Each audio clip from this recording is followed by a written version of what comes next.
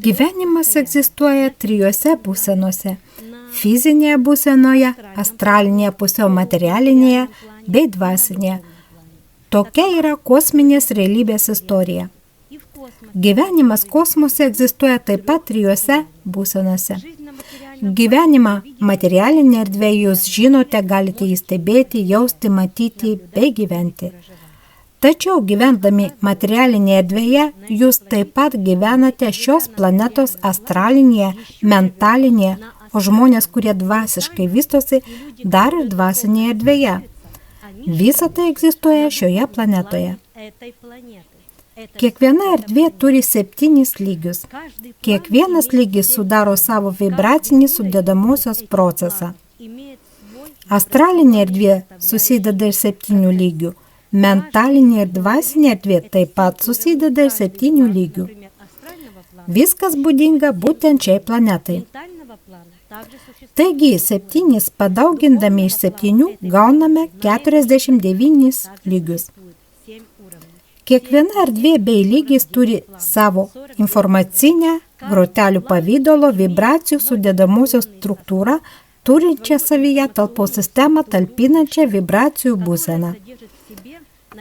Kas yra ta astralinė erdvė? Taigi, jūsų fizinis polgis susideda iš minčių, emocijų bei jūsų vidinių įsitikinimų. Jūsų emocijos sudaro astralinio gyvenimo erdvę bei yra dalinamos į įvairias sudedamasias bei lygius. Pavyzdžiui, pavydo, agresijos, neapykantos, gobšumo emocijos turi sunkią suspaustą žemų vibracijų būseną ir jos yra įrašomos šios planetos 1., 2. bei 3. išmatavime. Šis išmatavimas randasi arčiau Žemės branduolio, truputį arčiau Žemės paviršiaus bei Žemės paviršiuje. Kadangi planeta dabar perėjo į 4. išmatavimo lygį, žmonija savo sudedamųjų emocinių gyvenimo procesų etapų taip pat pereina į 4. išmatavimą. 4. šios planetos išmatavime, aktyviame gyvenimo buvio procese, egzistuoja astralinių būsenų būtybės. Galima pasakyti, kad planeta pereina į astralinę savo evoliucijos vystymosi erdvę. Tokiu būdu astralinė erdvė priartėjo prie žmogaus. Astralinis gyvenimas tai emocinė eterinė šio pasaulio sudedamoji. Jumyse taip pat yra eteris.